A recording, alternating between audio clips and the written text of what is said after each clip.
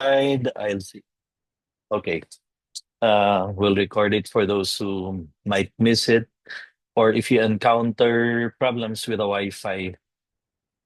So we are going to talk about primed for character education, based on this book precisely of Dr. Marvin Berkowitz, which came in a very unexpected way. When was that? I think 2 years ago. Suddenly somebody gave me this as a an interesting book to read, fresh out of the publishing company. And he sent me a PDF file. I went over it. Dr. Marvin Berkowitz is someone I've been seeing in the annual conference on character education that I would attend abroad in Washington, D.C. or San Francisco, but I never bothered to talk to him. I talked to Dr. Barba, Hal Urban, Tom Licona, the ones I was bringing in to the Philippines, but never to him because I thought he really was not a teacher, he's a researcher. And I was more interested with people who could share strategies inside the classroom. But after I read the book, uh, I realized I was missing out on something very big. Primed for Character Education, the book questioned many things I was talking about, many things I was tackling in my seminars. And I've given so many seminars the past 13 years to more than 100,000 teachers around the Philippines and around Asia. But after reading the book, I realized, wow, there are many things even we parent people may not be doing correctly. And so it was sort of life changing for me. And so I went to Google and inquired, is there a workshop seminar uh, anywhere in the world for primed for character education? I Googled it, and the number one that appeared in the list is University of Navarre, uh, primed conference or primed workshop, 1 week of primed workshop. So I sent an email to the contact info there in Navarre, and somebody answered and said yes, except that we have this in Spanish.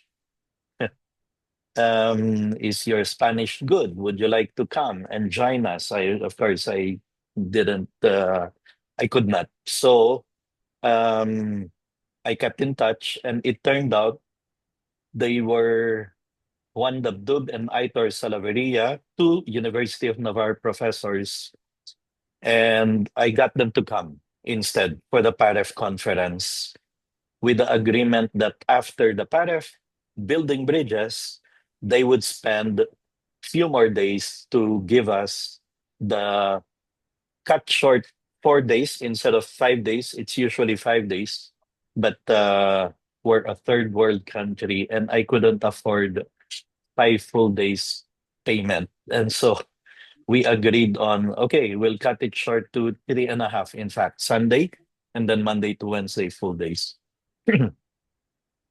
And then the Navarre professors introduced me formally to Marvin Berkowitz. I had a 1 hour Zoom session with him where, again, he questioned many of the things I was doing in Catalyst. Um, he even said, please, man, don't make me go to the Philippines and talk to 3,000 teachers in SMX like I would do to Borba.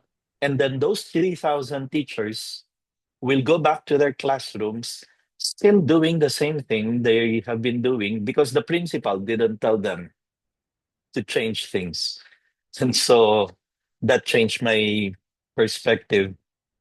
If I want real change to happen, especially in education, I will have to be talking, spending more time reaching out to administrators and principals. They came, they ran the 4-day session with the administrators of PAREF, and it was good. It was very good. Many of the things we have been doing were questioned, were put into question. Um, and that's when we realized, yeah, maybe it's about time we go for the latest studies. Not because we've been doing it for the past 47 years. Um, we have to keep on doing the same thing. So that's the reason why, well, Ms. Gia and I decided maybe it's worthwhile echoing this to those who were not able to participate in the workshop. And all the parish schools were able to, except for the preschools and the West Bridge. So I flew to West Bridge last month to echo the session to them. Okay, so that's what we're going to talk about now. This is the leadership training for prime for character education. Dr. Dabdub and Dr. Salaveria, who used to head a unit in Navarre University called the like Department of Character Education and Values, something like that. That office spun out to become an institute by itself, which is Become. And as you're going to see in the session today, it's not about having strategies. It's not about having new things, techniques, new programs. It's about teachers becoming real agents of character education, which is really very consistent with what we understand of in the sense of every teacher, a character educator. We, the teachers, are the most important teaching tool, etc. Now, I said earlier, what we should have done in the face-to-face, I cannot move uh, wholly, totally to Zoom. It's going to be very tiring for both of us. um, Lecturing up to 4 p.m. So, in the first place, I'm going to already inform you we will log out at around 12 noon so that we can have peaceful lunch. And then we can resume at 1:15 this afternoon. And we will not go all the way to 4 p.m. Um, I'm looking at maybe by 2:30, 3:30, we should be done. And much of the workshop part, the journaling, etc., I will give you the instruction, but we won't have to do them um, now here online. Okay.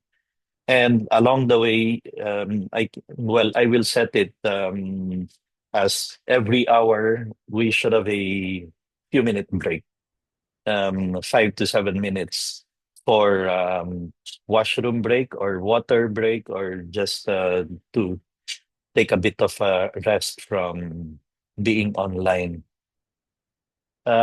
It's unfortunate, though, that we will not be able to do that because all the group dynamics, all the icebreakers, all the one-on-one discussions that we did, there were 67 of us in that session, and one Dabdub was very uh, originally upset by it because the normal group would be only 25 to 40.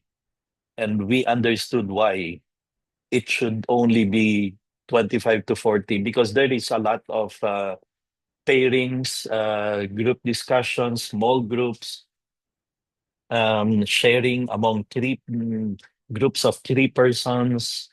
And they are all intended to build a community because, as I said, it is not good to come together, listen to a lecture, and then we go back to our respective places, still doing the same things that we were doing because We just heard nice things.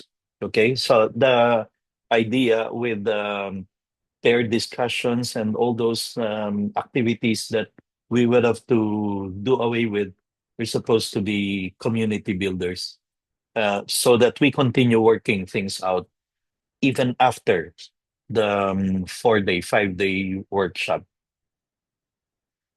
Okay, so just a little background on many of you must have been there during the Building Bridges conference, and most likely many of you attended the session of Wanda Dub on redesigning um, schools for effective character education. And what he discussed there is actually the first part of this whole workshop, this whole primed workshop. So we will go very fast in those things because most likely many of you were there. Well, might as well ask, were all of you there in the session with the one Dubdub? Can you please type in the chat box? Yes, if you were able to attend the session of Dr. Dubdub. No, if you were in other breakout sessions. Fantastic. So I'm seeing yeses, practically all. I've not seen any no's yet, so we will not do away with, but at least very quickly scan through, just skim through the framing thoughts, which was the first part of the primed workshop.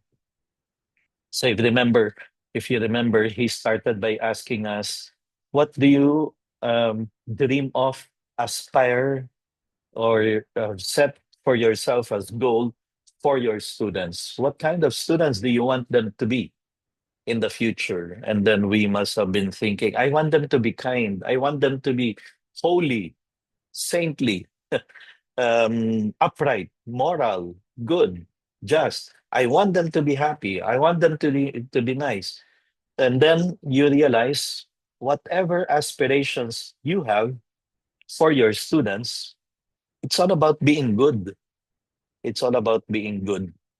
In fact, maybe we did not really think, I want my students to be powerful, influential people. I want my students someday to be uh, very famous and very popular. I don't think we did. What we aspire for among our kids is that they grow up to be men, women of character, good. And so the Dr. Dabdub goes on to talk about the different like frameworks available for us in forming character. You have the framework of character.org talking about goodness or having a character to include the head, the heart, and the hands. No? The thinking, the knowing, and the doing. And then you have David Shield's framework of character has four dimensions: moral, civic, performance, intellectual. Well, whatever it is, we really want the greatest possible good for our students. In the case of PAREF schools, in the case of our schools, I would have to bring in, teka muna, why did Saint Josemaria want us to have schools? I would talk about this when I give talks to the teachers. I don't think Saint Josemaria wanted us to have schools so that we have influence in society. Nice, but that's not what he wants. That's not what he wanted. I don't think he wanted us to have schools simply so that we have employment, employment for the members of Opus Dei. No, I don't think so. I think he clearly wanted us to have educational institutions because it is one of the best, most effective ways of transmitting the message he received from God on October 2, 1928. which is the sanctification of the ordinary, which is the universal call to sanctity, which is to create saints among people entrusted to our care. So we will have to have that clearly in our mind if we are to understand what we do, why we do what we do. Now, since we are using primed for character education by Dr. Berkowitz, we might as well understand his definition of character formation, character education. And this is how he defines it. It simply consists in the nurturing, the flourishing of human goodness. And that's what we teachers do. We nourish the flourishing of human goodness among the students. And as you're going to see, it all consists in this: identity, integrity, well-being. Okay. Now, the um, the reason why we want to push character education is because good character education is good education.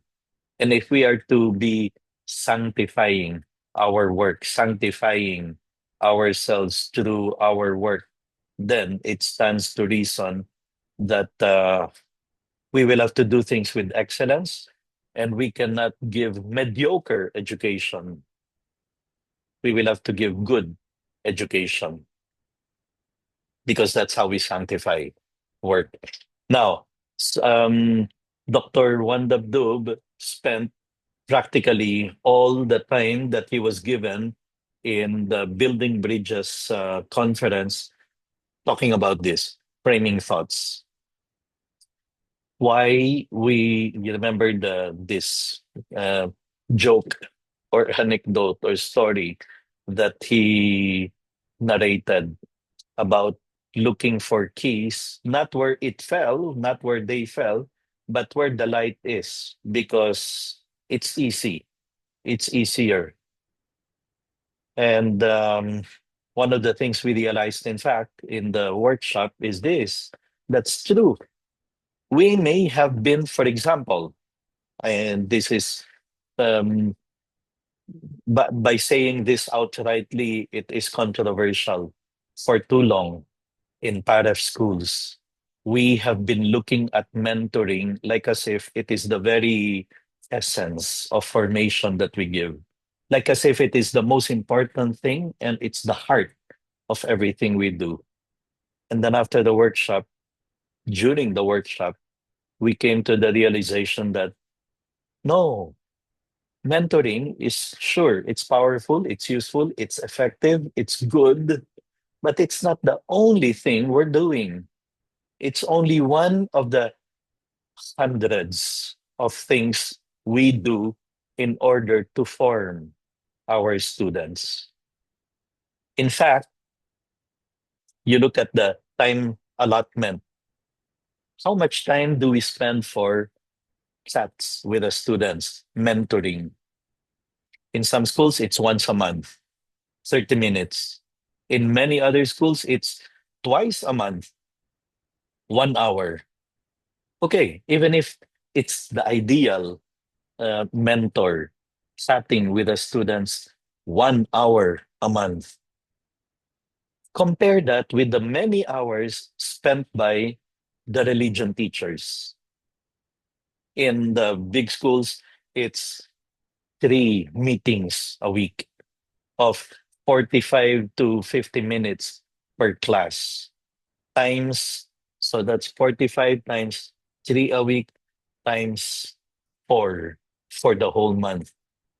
We spend more time. Religion teachers spend far more time in trying to form the students. Another, class advisors. The class advisors meet with the students in most schools every day. In other schools, twice a day. They start the day and they end the day, and they are the ones who dismiss the students. And yet, you look at the seminars, trainings, formation activities we give to religion teachers or to class advisors. There's a discrepancy because we've been too focused on mentoring, thinking that it is the only and most effective way. It is effective, yes, if it is done right. And now we even have problems, especially in the big schools, where you have mentors who may not actually be perfectly prepared for it. And you don't know what they're talking about. You don't know what the mentor is able to cover in that chat that they do. And then here's where the confusion even becomes clearer. When schools are asked to report to Mancom, to PAREF board, to the school board about formation, a lot of time is spent on statistics, number of chats on time and number of chats not done. And many times we even see, wow, many badly delayed chats. And a lot of discussion happens there. What can we do? Like as if that's everything we do information. It's not. As you're going to see, um, one of the things we realize is it's like this. We are looking for the keys under the light, but not where the keys fell. Why? Because it's easier. It's um, so that's one of the things that was brought to light for us during the workshop. Don't look for solutions um, where it's easy to find seemingly correct solutions. Let's look for the keys to effective formation where they really are. Okay, and then if you remember, he showed these pictures of weird, useless designs because he wanted to drive home the point about it's all a matter of design. Because Houston said schools are perfectly designed for the results we are getting. You don't like the results? Redesign schools. So, um, he went on to talk about what it means to be a good person, a good man or woman of character. We will not go over each one of these because you were there in the session with with one with Dr. Dubdub. So, where are the wrong keys that we may be looking at? Halimbawa, in some big schools, there are cases of bullying. And then they look for all sorts of strategies to counter bullying, like let's have more outreach activities. By the way, there are no studies that show that doing more outreach activities will lessen bullying or will solve the problem of bullying. And yet, in many schools, again, where the keys fell, that's not where they look for. They look for somewhere where it's easier to say we're doing something. And I think that's one of the points of the that story of looking for keys under the light. Um, by the way, here's another thing related to mentoring. Many of you, many of PAREF teachers and board members did not graduate from PAREF. I mean, I did. I was lucky enough to be in the first batch of Southridge and teacher of Westbridge, Southridge, Northfield. So I have been so immersed in PAREF culture. But many of you maybe did not study in PAREF schools, did not have mentoring when you were in grade school or high school, and yet you are okay. And maybe you are more than okay. You're very good. And we see many people like that who did not have the benefit of mentoring chats, but they grew up to be fantastic people. Maybe thanks to their parents, or maybe thanks to their class advisors, or maybe thanks to their religion teachers, or maybe thank goodness they had good friends surrounded by good people. You see, that is another point about mentoring. Is not the only thing. It's not the most, maybe it's not even the most effective sometimes. Um, and there are many other things that we're doing that actually form effectively character education. So the point of Dr. Juan Dabdub is yan, when you're looking for keys, you tend to, maybe we need to do more methods, or maybe we have to have more resources. Maybe it's the problem of selection of teachers, or maybe it's a problem of selection of students, of parents. So these are the things we start looking at when, in the end, what's necessary and many times is sufficient. It's not about having more strategies. It's not about having more, it's about the kind of climate, the kind of culture, atmosphere, or ethos that we are able to create. And this is where effective character education can happen. So that is it. That's what we will have to look for. Identity. Do the teachers identify themselves as PAREF teachers? I carry the name of PAREF. I carry the name of the school. Good parents do that when they tell their children, anak, magpakabait ka ha, dala mo ang pangalan ng pamilya. Dala mo ang pangalan ng pamilya natin, which means the parents already explained to the kid what their family stands for. Our family should be kind, respectful, hardworking, upright, moral, good people. Good parents are able to relay that message to their kid to the point that they can say, this is our identity. That's why, anak, I want you to behave in the house or outside the house, not because I'm going to punish you, not because I'm offering a reward, but because you carry the name of the family, identity, and then relationships, and then integrity. These are the things that we should be looking for as keys to successful character education: motivations, service, trust. So, in I don't know if Juan Dabdub managed to reach this point of talking precisely about what bad climate, the culture, atmosphere is. Um, Very quickly, these are the things you will find in a school, in a community, in a family, in a classroom with bad culture.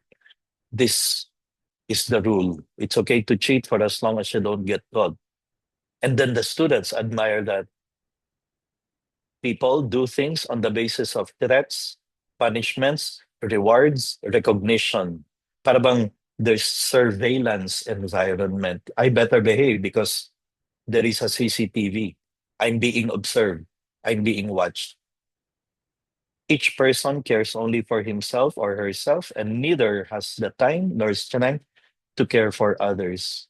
These are the wrong, poor um, culture, climate that you see in a bad school, in a bad institution. Bullying happens, you either kill or get killed. There is no time to read, to talk, to reflect. There are just too many things to do and too much chase.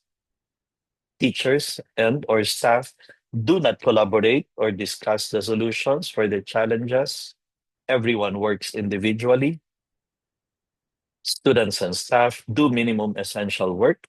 They miss school at the slightest opportunity to justify it. And finally, students and teachers are afraid to say what they think. If they disagree with their superiors, there's just an appearance of peace, but there's really no peace. So, when you have a situation like that, no amount of strategies, no amount of outreach activities, no amount of team building exercise can address these things. It's about changing people to become. That's the reason why the name of the institution of Aitor and One is called that, Become, because character formation is all about helping people become the best versions of themselves, man or woman of character, having the identity of an upright person, etc. Instead, what we want to create is this: the culture, climate, atmosphere, or ethos we want to create is a place where academic integrity is highly valued and students appreciate and admire their peers' well done work. People's motivation stems from their own identity and integrity. They are and they feel trusted.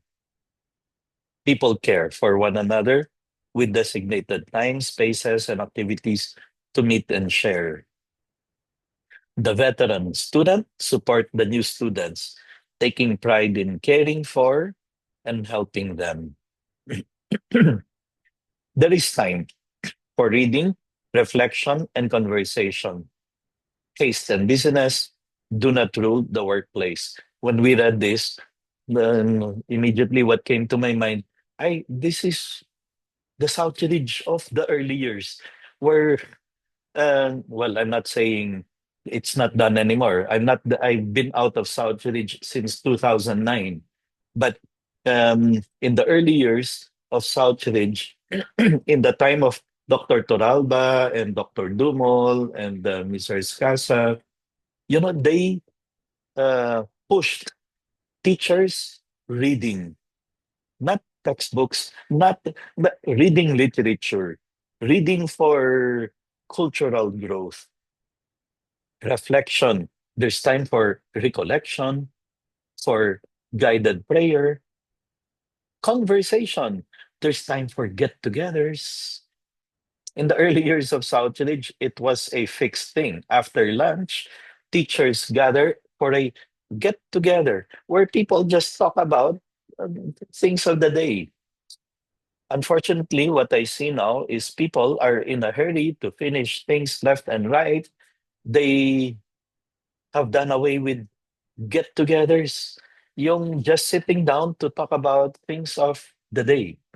Um, and then even worse is when some people feel that it's a waste of time because I need to finish my unit plans. I need to check papers. I need to, um, but having that conversation, that time for dialogue and being able to exchange uh, pleasantries with other people is a sign of very healthy climate, culture, atmosphere. Case and business do not rule the workplace. So as we go through this, we can actually start thinking, is this in place in my faculty? Or are we like what is happening in other schools? They just have no time to stop and even greet each other and greet people or talk with people. Teachers and staff typically collaborate, working together with openness to learning from one another. Absenteeism is not an issue. People come to work because they enjoy their job and take satisfaction in the good they do. And finally, everything can be discussed, every voice is heard, and decisions can be made collaboratively with the stakeholders. So we look at the climate, culture, ethos, environment. That's where we will be able to find the solution to the problems we see in character, especially these days when the character of the kids today, kids who are immersed in technology, kids who, even at the age of 6, some of them already have their own cell phones, tablets, gadgets. When research says kids are incapable of responsibly owning a gadget below the age of 12. That's according to research. So that's the kind of kids, children, people we have inside our classroom. We need to see better solutions to the problems of character. Sorry, I missed this one. Peace there. There should be peace in every individual, in the faculty, in the school. Unfortunately, you look at this peace, identity, relationships, integrity, motivation, service, trust. You can hardly measure this. I mean, there's like no thermometer that is very like clear indicators that yes, that teacher has identity. Ha? Paano mo ma-measure yun? Yes, that teacher is good in building relationships. Mahirap. Yes, that person, that teacher has integrity. Very tough. Or his motivations, her motivations, or his spirit of service, or the trustworthiness of the. That's why we people tend to look for other things as solutions to problems in character. Um, Other things that can be measured. How many outreaches? How many chats are on time? How many are delayed, badly delayed?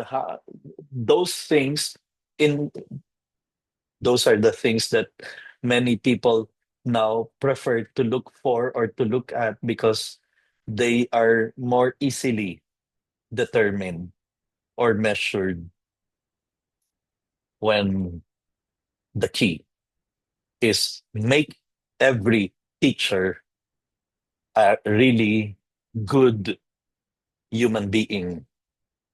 Then she will be effective agent of character formation. That's why Dr. Licona said the single most powerful tool you have to impact a student's character is your own character. Okay, so the what we instead should be looking at is the who instead of the what. Mentoring chats, numbers, statistics, outreach activities, how many are they? Instead of concentrating on the what's, we will have to go to who. Kamusta yung class advisors? Are they ideal PAREF teachers? Are they able to transmit, not with words, not with posters, but with their life, what it means to be a PAREF person and the whys of doing things. Why does she do that? Why does she insist on that? Why? And the how.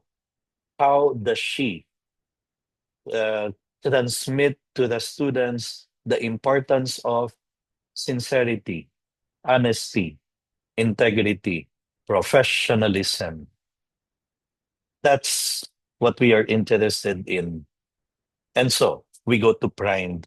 It's 9:40. In around 15 minutes, I will pause for us to have a 5-minute break. Primed stands for this, okay? According to Dr. Marvin Berkowitz, if you want to give effective character education, these are the 6 things we should be looking at, and they should determine the design of the school. Prioritization, relationships, intrinsic motivation, modeling, empowerment, and developmental pedagogy. And we will go over each one of them. And then at the end of each one of them, I will give you time to do a bit of reflection, and maybe even journaling, writing things down, um, to determine what would be best, what would be some best ways of being able to put this in place. Okay, so let's go over that. Um, Dr. Wandabdub, in giving this session, insisted on the importance of leadership. You know the story I told you of Marvin telling me, "Man, don't make me go to the Philippines and talk to the teachers." Um, Thousands of them in SMX, in PICC, in World Trade Center. And then those teachers will go back to their respective classrooms doing the same things they were doing before the session. Why? Because the principal did not tell them, did not make them incorporate into the schedule, into the program, into the system, whatever it is that you want to pass on to them. So the leader plays a key role, and you are all leaders of the schools, no? Of the preschool. So you have the leader who will design the ordinary according to principles, the 6 design principles, which will be able to generate a culture, a climate, or ethos. It will change the atmosphere, the way things are done, and that will bring about real, effective character education or character development among the students. So then,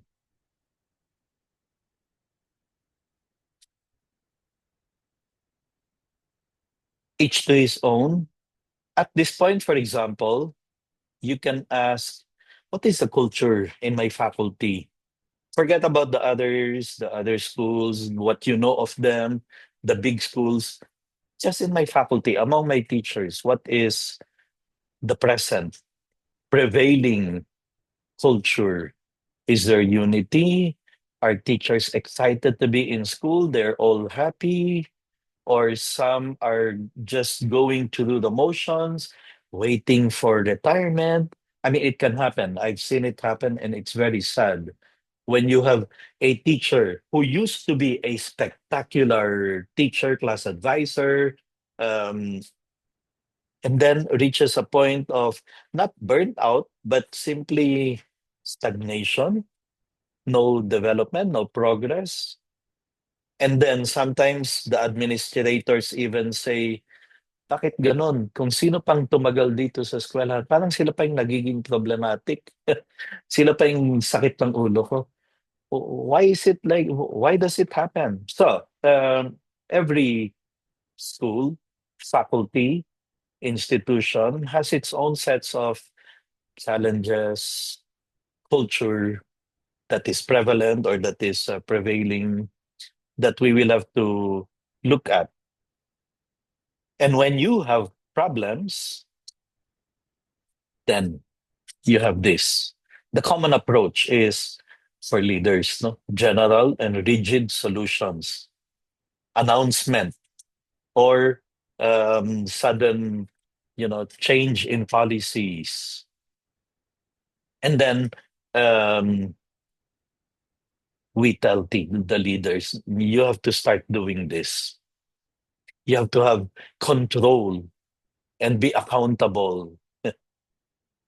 Not so common approach is if you have those challenges, difficulties, a prevailing culture that needs fixing. Well, there are particular and flexible solutions. Leaders develop what it takes to lead effectively in their own circumstances. We develop trust and accountability. But yes, we address it. We look for solutions, not under the light, but where the real keys are, where the keys fell. And here's the thing about character education, fixing culture, climate. By the way, I would have to sort of correct myself. It is possible that you look at your culture now, you look at your prevailing environment, it's a very healthy climate. Teachers are excited to come to school. You have teachers who are full of initiatives and they're like motors. I mean, and everyone is just flourishing. It happens, it can happen. And many times you point to the leader as the key to how that school, that faculty reached that point. It's the leadership. There is another book. Well, when I became principal in Southridge, um, sometime 1990s of intermediate school, si Manolo Escueta gave me a gift, a book entitled The Leadership Solution. Because in any situation, the leaders, the officers, the directors, the principals, they're the ones who can fix things. But here's what we need everybody to understand, teachers, as well as the leaders, as well as the parents. It is not optional. It's not an option. There is no on off switch to character education. As soon as you put a child in front of an adult, character formation happens, or sometimes character deformation can happen as soon as you put young people in front of adults, because the young people naturally tends to imitate, to copy the adults in what they say, in how they react to things, in how they do things. That's why Dr. Palmer said, we teach who we are. Even without opening our lips yet, we may actually already be teaching, forming or deforming, because they tend to imitate us. Marvin Berkowitz, you cannot not educate for character. There is no off switch for character education. These things we realize that's why it's worthwhile making letter P, the first one, really important and in place.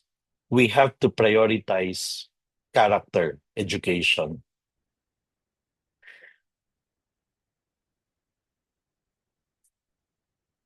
Okay.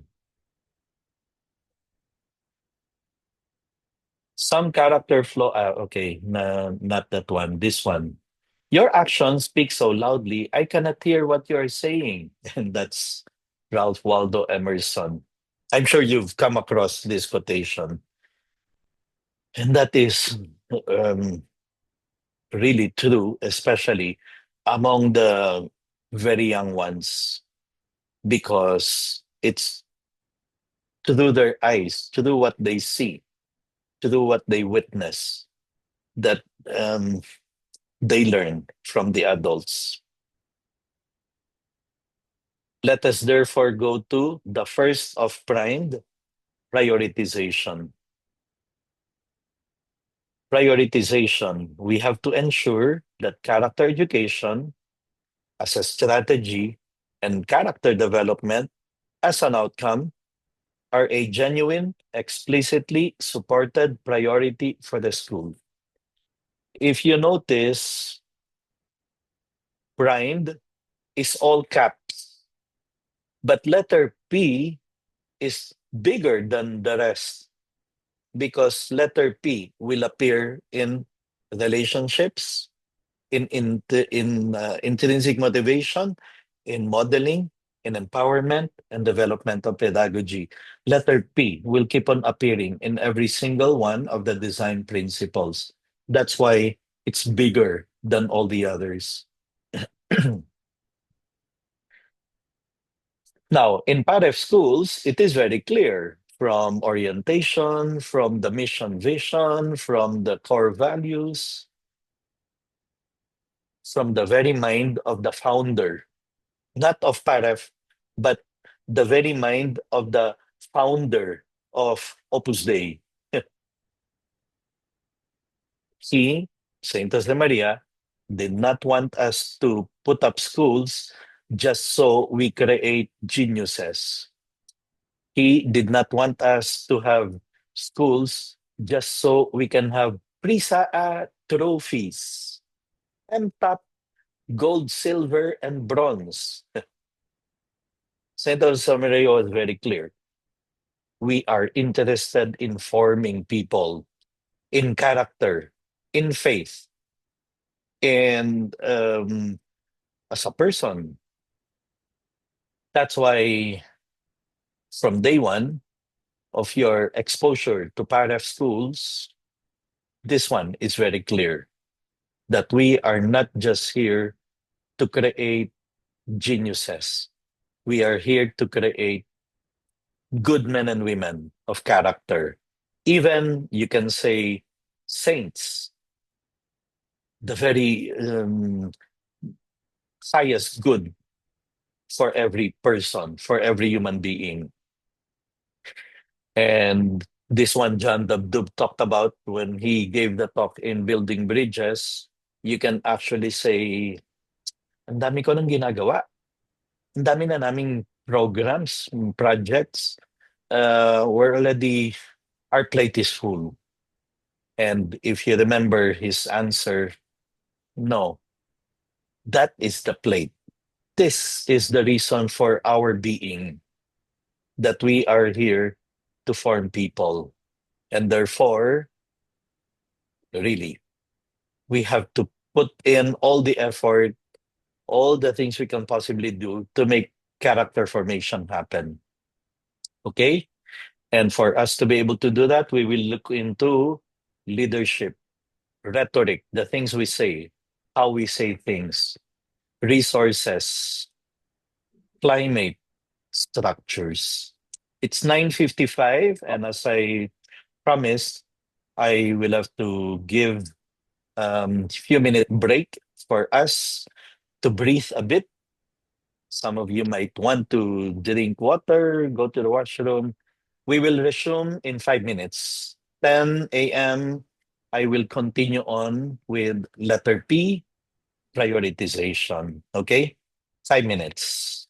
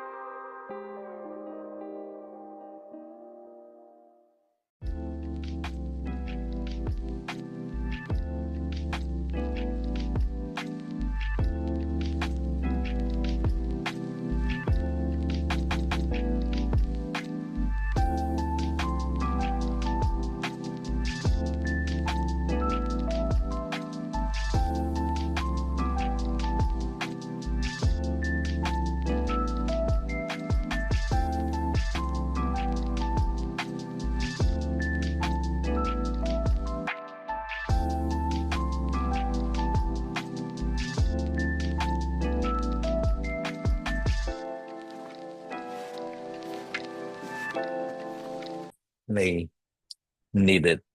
Okay, so this is where we ended before we went on break. Priorities, prioritization strategies. Make character formation a top priority. And that's what actually I've been trying to champion in Catalyst ever since I started doing this in 2011. Um, Getting everyone, administrators, teachers, community leaders, and even student leaders to make character formation a top priority because that is where the crisis is. And that is actually where the many of the solutions lie in our effort to raise up the young people to be good men and women. So here it is, the strategies, leadership, the principal is the key. The head of the school, the director, we are really the ones in a position to say, let's go this way. Let us um, focus more on training our teachers uh, to be this role models, to be this intrinsically motivated to be the best teachers they can possibly be, not because of a sanction or a punishment or a reward that they are working to avoid or to be able to get. It's the leadership. I've visited so many schools and I can tell if the school is healthy just by asking the leader, the principal, what are the main trusts of the school? And then they will tell me, I this year we want to be able to raise funds so that we can build an auditorium. That's and you can almost imagine the whole faculty being mobilized to sell raffle tickets and to because that's the trust of the leadership. Or sometimes you can have a leader who is like more concerned about college entrance test results to the point that in the board meetings, like that's the heart of the discussion, like as if that's the most important thing. How many are able to make it to the top schools or to the schools of their choice? And it becomes like the measure of success or failure of the school. And you can almost imagine what happens inside the classroom, in the faculty meetings. And so the leadership is key. What the directress, principal sets as like the main objective for our school is this. That is what will determine the kind of culture that will be created. But if the leader says, we want to really create a healthy climate, a kind, caring classroom, the kind of environment where students are eager to be in, not afraid to come to school, and the teachers are trained to do that, to create a kind and caring atmosphere. I, as a leader, do not fail to remind teachers not to resort to shouting, screaming, yelling, hurting, insults, harming students. That's my priority, creating that kind of culture. Leadership is key. Rhetoric, it has to come out in our mouth. What is our priority? Comes out in the opening remarks, in the address to the student leaders, to the students, in the address to the parents. What always comes out are the core values, the shared goals, and it becomes a common language. Everybody speaks the same language. VOM, virtue of the month, um, formation. These are the things that keep on coming out of our mouth because we prioritize these things. Rhetoric. resources, climate, structures, all of these. So, very clearly that we prioritize character formation in good times or in bad. Malaki ang utang ng eskwelahan, walang utang ang eskwelahan, character formation. Difficult to find teachers who are lining up to apply to our schools, character formation. It continues to be our priority. There are no favorable wins for those who do not know their course.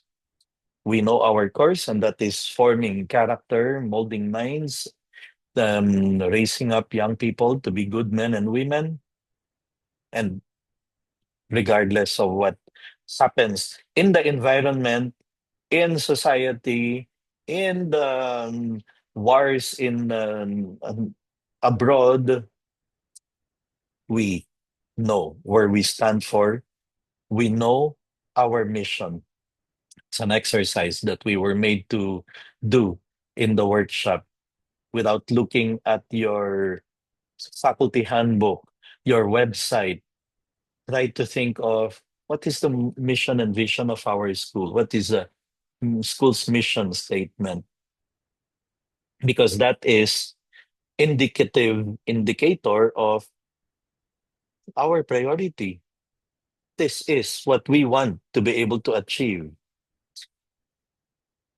And that brings me, therefore, to year after year, or maybe even every so often, every other month, or in some cases, even every month, there is a discussion in one faculty meeting or another, in a recollection of the teachers, in assembly of all the teachers, a going back to the mission, vision, and core values of the school.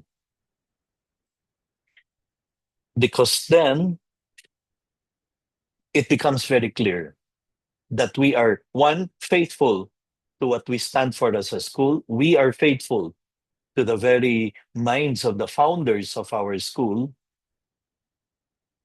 And then we keep it alive. We look for better ways of making it a reality.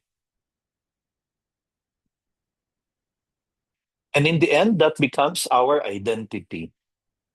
That becomes like what identifies us. And remember what I mentioned earlier. Good parents are able to tell their children, magpakabait ka, dala mo ang pangalan ng ating pamilya.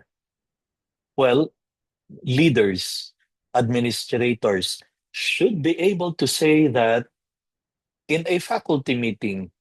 Teachers, the reason why we expect you to be at your best inside the classroom and outside, when talking to teachers, other teachers, when talking to parents, when talking to students, is because you carry the name of the school. And then the kids will go home telling their parents about you. And the parents will understand whatever their children tell about you, they will associate that with the school, the values of the school, the standards of the school. And this is our identity. We have to keep on going back, therefore, to making the teachers understand what it means to be a teacher in our school, in a PAREF school. Okay? And that's very nice. This is perfectly compatible with the 11 principles of School of Character.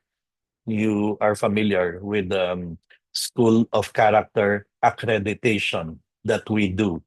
Southridge and Woodrose are now the two schools that have been accredited as schools of character. Springdale had it, but they have not been able to renew their accreditation. They're up for renewal, and so they're working on it. And To be accredited as a school of character, the school should be able to comply to get high ratings in 8 of the 11 principles. And principle number one is the school is guided by the core values,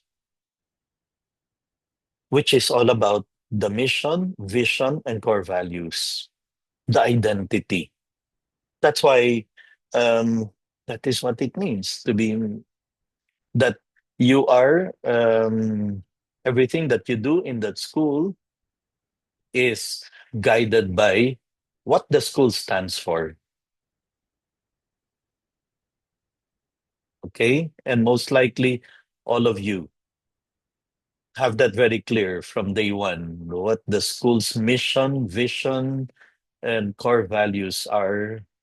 But maybe what we need to do is to keep on making it alive and making everyone not just understand, but have a greater and greater appreciation for those mission, vision, and core values. And that becomes the identity of the school.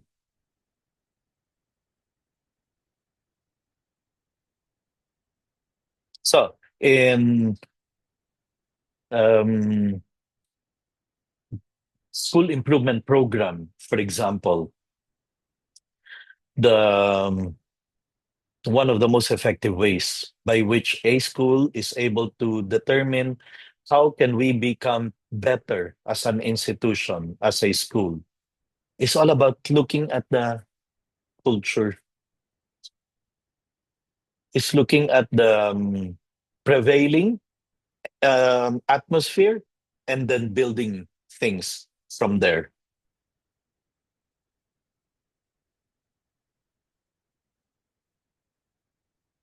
So then, where do we begin? You, as leaders of the different preschools, because you're the key, leadership is key. That is the first thing that will need to be done to make the leaders set as a priority character education, character formation. You make it happen. I mean, you put that in place, and chances are everything else will just follow. Wandabdub went on to talk about servant leadership. He highlighted in a special way the here the quotation from the author of Servant as Leader book. A new moral principle is emerging, which holds that the only authority deserving one's allegiance is that which is freely and knowingly granted by the led to the leader in response to and in proportion to the clearly evident servant stature of the leader. As you're going to see later on in letter M, modeling. Modeling is not just for the teachers. It starts in the first place with the leader being a model for the other officers as well as for the other teachers in the institution. Then things will follow. Everything else will follow. Okay? So, how do we make character education effective? Letter P. We have to prioritize it. We have to make it like the end goal for every activity that we do. Formation, faculty meetings, because we want to form the teachers and we want to form them to be effective, more effective agents of formation for their students. We engage the parents for formation.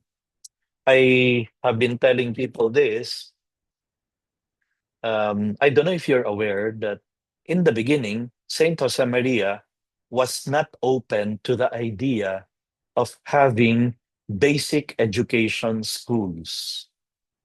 The first time he wrote a document, one of the foundational letters, we call them, I think it was letter number 5, where he talked about education. And he, in the first version of the letter, he explicitly mentioned that Opus Dei is not going to have to run to operate basic ed. We will have universities. We will go for putting up universities. We will go for university residence halls. But in the beginning, he was not open to basic education until more and more parents were going to him, telling him, Father Jose Maria, many schools now are not teaching children religion well. They are not teaching values effectively. There is a problem in the state of, in the field of education, especially of the young people, basic ed.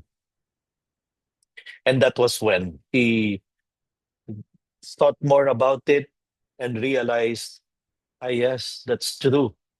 We have to be there because it is foundational. But, and here's the big, like, questioning why we do what we do and how we were doing things. His idea was put up basic ed schools and make sure that the parents who are the primary educators of the children collaborate with us. That we are going to put up schools not to take the place of the parents, but to help them, but they have to collaborate with us in forming the kids because the parents are the primary educators of their children. Now, please take note, Saint Josemaria did not signify, did not indicate that in our basic ed schools, there should be mentoring. What he indicated is we have to get the parents to collaborate, to work with us in the schools. Now, for us to be able to do that, okay, we will need to mentor the parents, form the parents. And to be able to do that, there should be that chat. But for us to be able to effectively do that chat, we will need to get to know well the students. And that's where the mentoring comes in. But please take note, what came first is the collaboration with the parents collaborating with the schools. So therefore, the greatest contribution of Saint Josemaria to the field of education is not mentoring. It is the parents as the primary educators of the children, and therefore we have to get them to collaborate with the school, to partner with the school, to work with us. Okay? That is the essential thing in our school. And then a few years later, the very first school was formed, Gastelhueta in Spain, which I remember in South Ridge, 1979, when I was um, grade 7 and South Ridge opened.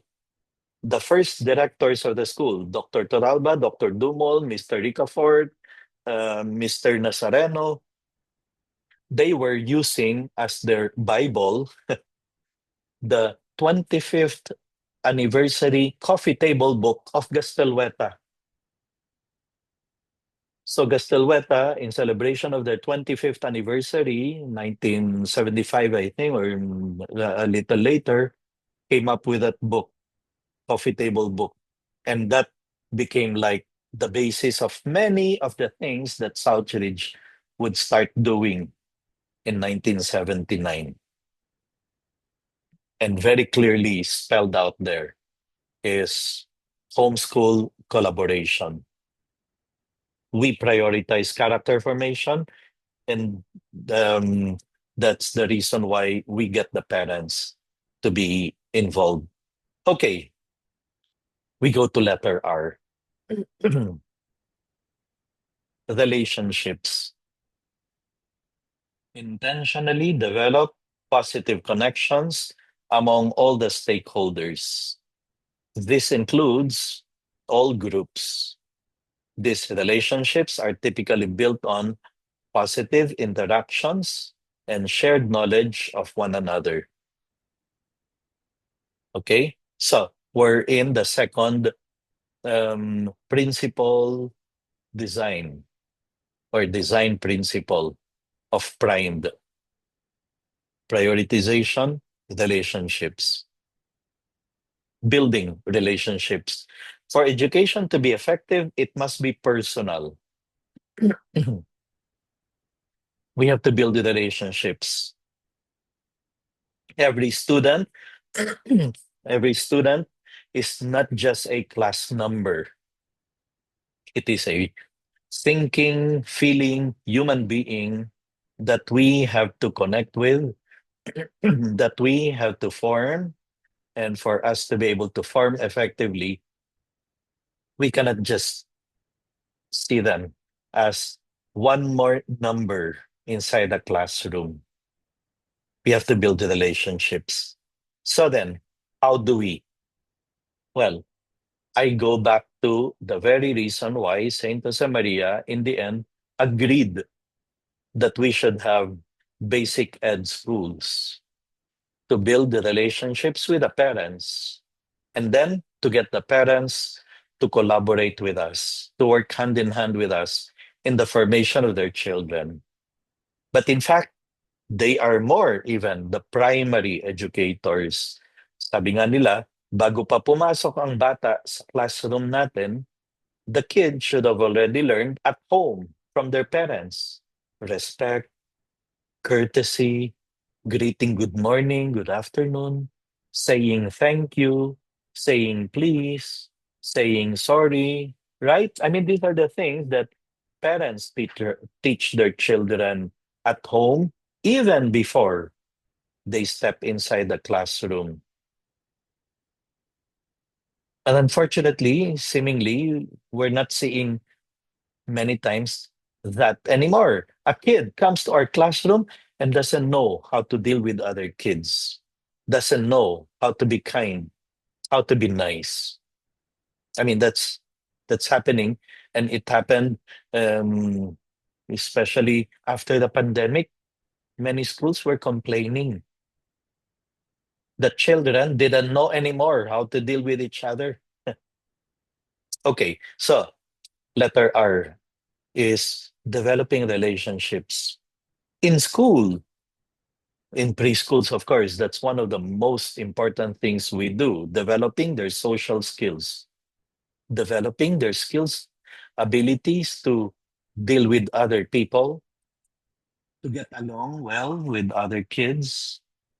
And so we come up with all sorts of interactive peer-to-peer pedagogical methods, buddy system, collaboration, group work, exchange ideas, get a partner, etc. Intentional promotion of relationships. And I put here in a very special way, the one who is capable of being able to do that is the class advisor. That's why, I mean, really, personally, something I've seen in my years in Southridge, 15 years in Southridge, 3 years in Westbridge, 5 years in Northfield, and then 9 years in UANP. One of the most important things I saw there was the role of the class advisors, how the class advisor is key to building relationships, building relationships with the parents. In my 5B Best Bets class in Southridge, I was class advisor for many years, even if I was principal or vice principal of Module C, later on principal of intermediate school, and then later on religion department chair. Even if I had other positions, I insisted on being class advisor because I saw clearly how crucial, important, and effective the class advisor is as a tool to build community and to build the relationships. So, as you are preparing for the first days of the school year, I remind administrators this when I talk about class advisory. Please do not spend day one reviewing the students on school policies, on how to get detained, suspended, and expelled. Of course, in preschools, for sure you don't do that. But in the big schools, many schools, not of PAREF, but many schools mistakenly do that. They spend the first days of the school year reviewing with the students how to get detained, suspended, expelled, dropped from the rolls, um, the punishments, the sanctions. Don't. And as you will see later on, that goes very contrary to the next letter, I, intrinsic motivation. In primed, I is for internalization or intrinsic motivation. And some schools wrongly do that.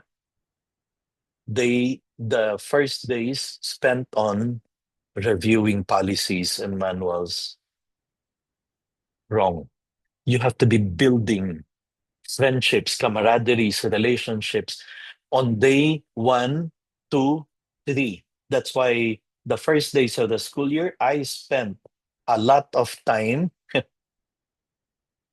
getting the students to get to know each other by name, to memorize their names, to get them to enjoy each other's company. And I was doing this when I had grade 5 as my class advisory. Habang ang mga ibang classes are inside their respective classrooms, I would bring my class to the football field, to the basketball court, to play futsal, basketball, volleyball, dodgeball. And the first 1 hour, 2 hours, the students conclude, wow, it's so much fun to be with these friends, with my classmates. And there would be no bullying for the next 10 months because you've built relationships. And yes, class advisors should be able to say to the students, class, we're going to attend First Friday Mass. We're going to go to the student assembly, and I expect best behavior. Not because I'm going to punish, not because I will offer a reward, but because you're carrying the name of our class. We're back to that, the identity. So on day one, that is what we should be doing, making the class understand what it means to be a part of this class. What are our core values? How do we want as a class to be known by the others, by the rest of the school? We want to be known as the brave barracudas, okay, to be the kindest class. We help them develop a sort of identity. And you can do it by, as a class, come up with a class name, a class motto, a class logo, a class mascot that you draw, and that can end up to be like a flag that indicates this is our banner. This is what we stand for as a class.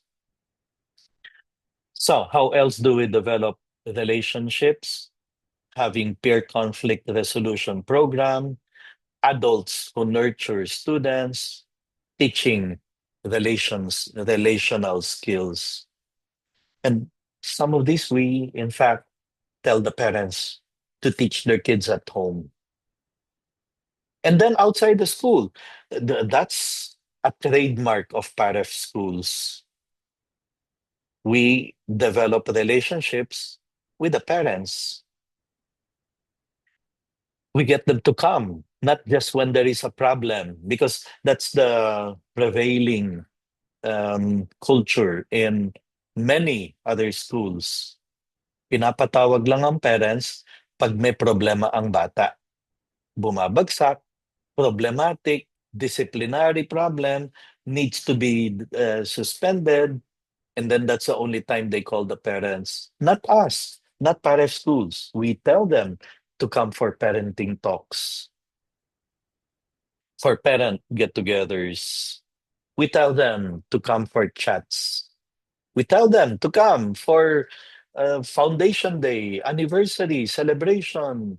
Okay, I was telling you earlier, I was class advisor of grade 5, and we had many strategies to build relationships with the parents. On day one, I asked the students to fill up a form where they put their names, their contact details, and then the parents, their birthdays, their anniversaries. Because I would make the students write on a card that we just print out or in a cartolina that we fold and get everybody to sign greeting the mother or the father or both parents on their anniversary, on their birthdays. And what usually happens is the parents, after receiving the card, they feel so happy, they send cake, they send ice cream for the class. I mean, not that we ask for it, but they are just so happy because in many cases, you don't see that the whole class greeting the parents. Happy birthday, honey, happy anniversary. That's a relationship. And that's why when we would have to celebrate because the class was champion in the Sabayang Bigkasan, the class won in this tournament, and I would text a parent, and they are just so happy to bring in food for celebration because they feel they're part of the class, part of of the community of 5B Best Bets or whatever name of your class advisory may have. Relationships. That is key many times to being able to form character and becomes very easy to get the parents now on board in what you are trying to do with the students. Okay, well, it's one of those things we are not able to do. Sabi dito sa slide, when you want to build relationships in your school, start with the most difficult group of all, the adults. That's true because the kids, of course, they come and they want to know their friends. They want to have friends. Now, we will also have, if the teachers are supposed to pass on through modeling, this culture of relationships, building relationships. Well, it's very important, therefore, that we also get the teachers to grow in their relationship with each other and then in their relationship with the parents. And this is the reason why it is also important that we do our own team building among the faculty in order to build a relationship. And when I say team building, I don't mean we need budget to go to Tagaytay, rent a place, have this swing. Well, okay, if you have budget and time for that, fantastic. But a get together sometimes is good enough as a team building. Um, when I gave this session in Westbridge, um, the teachers, well, it was not during a prime. It was during the time when I went there in order to run some sessions with the teachers. During the lunch break, they decided to play charades, and wow, they've never seen the teachers so loud, boisterous, excited, happy to be together, spending time. Then they are more in a position to create relationships, to build relationships inside the classroom. because the students themselves see it, the teachers themselves being happy to be with each other. I remember Paul Dumol writing in, he wrote a, before leaving Southridge, when he moved to the University of Asia in the Pacific, I think in 1991, sometime like that, around that time, he wrote a document called Understanding Southridge. And, and he mentions there teachers in PAREF schools, well, for that matter, when he was writing it, he had Southridge in mind, but really, it's true for all PAREF schools. Teachers should enjoy each other's company. That is part of building relationships. And then teachers should, in fact, well, have enough uh, pay, salary, to be able to afford watching plays together.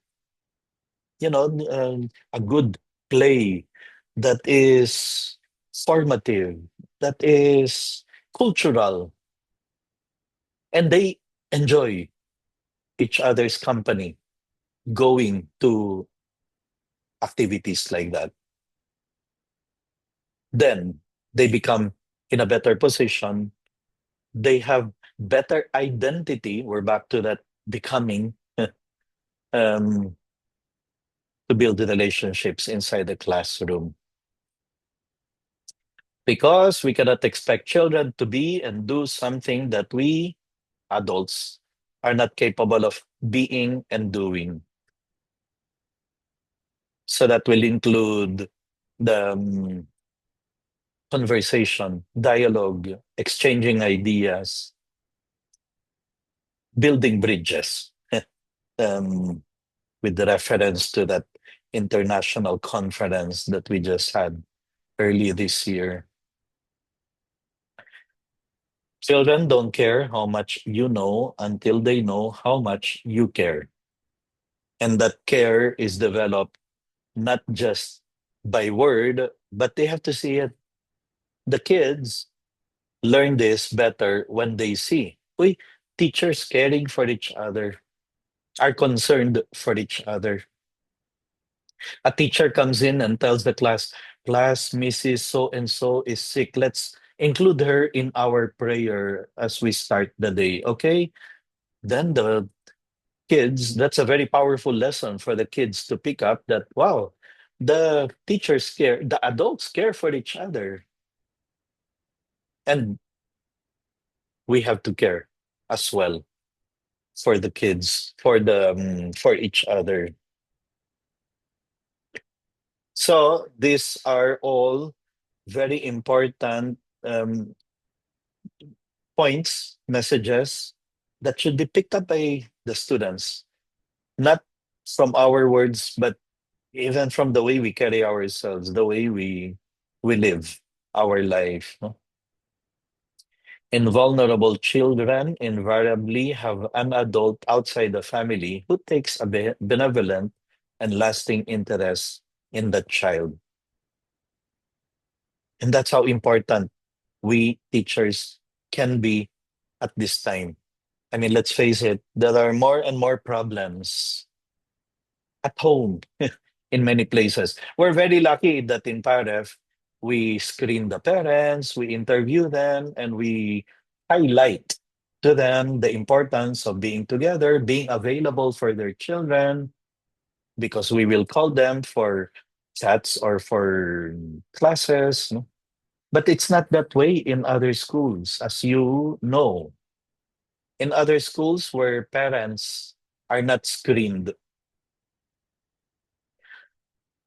you have more and more students coming inside the classroom who come from broken families.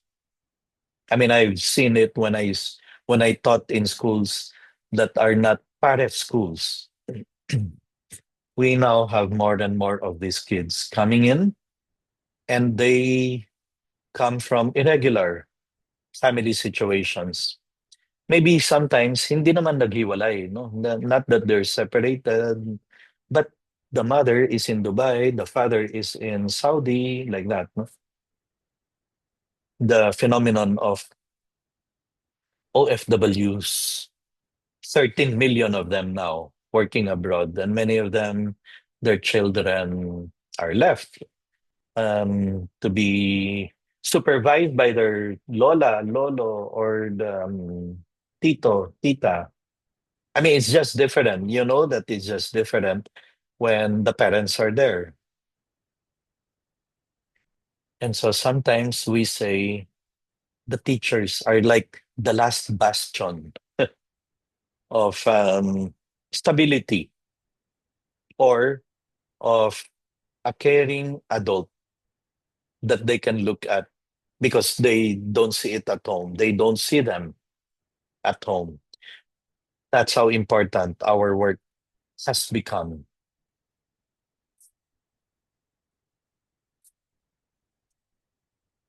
It's a very good exercise in the faculty. Alam ba natin, among our students who may not have a meaningful relationship with any adult, not the lady in the cafeteria, not the security guard, not even the teachers. Is there someone like that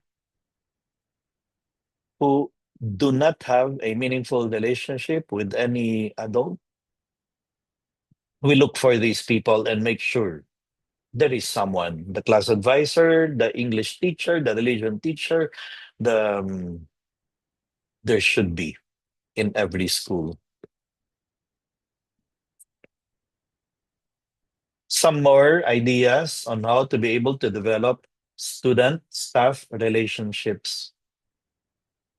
Children adopt an adult homeroom, class advisory, small communities, clubs, orgs, excursions, special events, celebrations, mentoring. You know, alumni homecoming, I've been attending many times in Southridge, in Northfield, not in Northfield, in Westbridge. Every so often I attend. And I tell you, there are sometimes students there you have not seen for 10, 15, 20 years, and they excitedly look for you during homecomings. And they ask around, andito pa ba si Mr. So-and-so? Andito pa ba si Miss So-and-so? Because they want to look for you. They want to shake your hand, look you straight in the eyes, and be able to tell you, ma'am, sir, thank you very much. I am who I am because of you. Maybe they're not going to say it that way. The way they say it is they don't want to just shake your hand, they want to hug you. They want to embrace you. That's their way of saying, thank you. I am who I am because of you. Tapos ikaw naman, sasabi mo, ito naman, sino ka nga ba iho? Sino ka nga ba iha? We cannot even remember their names, their faces. They have changed. Some of the students I had from Southridge, I see 20 years later, they're getting bald. You cannot even remember anymore. Sino nga ba to? But they have never forgotten us. They have not forgotten us. Now, some of them will even ask, they're excited to see you, right? They embrace you. They even shout, "Hey guys, andito si so, sir, so and so." Um, and then after talking for some minutes, some of them will ask, Mr. Antoy, anong subject nga bang tinuruan niyo sa amin? Parang you did not become our teacher. No, I was not your teacher. We were just together in one of the clubs I started. Soul, Student Organization Upholding Life. Grade 7 sila, nag-organize sila ng pro-life conference. No, I was not your teacher. I was your moderator in the student council. I was your moderator in the grade school student council. We worked together in SSS, Southridge Servers Society, which I'm very happy it's still alive now, the club that provides servers for the daily mass, but they also have a lot of activities, outreach, for example, because you have been able to build a relationship in those excursions, retreats, seminars, um, co-curricular, extracurricular activities. All of them are very important in building student-staff relationships. And then, of course, we want to put a stop to bullying. We want to make sure our school is bully-proof. So we have to resort to a lot of strategies to build relationships between students. The buddy system continues to be a fantastic, effective method, especially assigning a buddy to a new student, an older student being assigned to take care of a younger one. That's why, especially in preschools, day one is very important. The first days of the school year are very important in building relationships. Make them memorize names of each other. In Southridge, when I was in grade 7, 1979, binawalan kami ni Dr. Toralba to call each other by family name. We were prohibited from calling people by family names. We had students had to call each other by nicknames. In the same way, of course, teachers modeled that by making sure they called us by our nicknames, not by family names. Buddy system, peer mentoring, class meetings. In one of the seminars I attended in character.org in Washington, D.C., that's one of the very important points given by the speaker. Sabi niya on the last day, during these days of the conference, you heard many things, strategies, techniques. If there is only one and only one that I want you to bring home, I mean, if you're going to have only one of the so many strategies that you will do when you go back, please make it this class meetings where the class will discuss solutions to problems, giving voice to everyone, allowing everybody to contribute an idea on how to solve a a problem in the classroom. Plus, the room is always disorderly, disorganized. So many trash on the floor. Let's meet about it. Let us come up with solutions. Any ideas? All ideas are welcome, or even better, everyone is going to be given 15 seconds to say something to try to contribute to the discussion of what can we do to solve the problem of um, garbage, disorder, the lack of cleanliness inside the classroom, class meetings, moral discussions, conflict mediation, student court. Of course, this one is more applicable to older students, where students themselves investigate and propose a consequence if they discover one student or another is guilty of an offense. A student court, restorative practices. So it's very important that we come up with concrete strategies to develop relationships between students.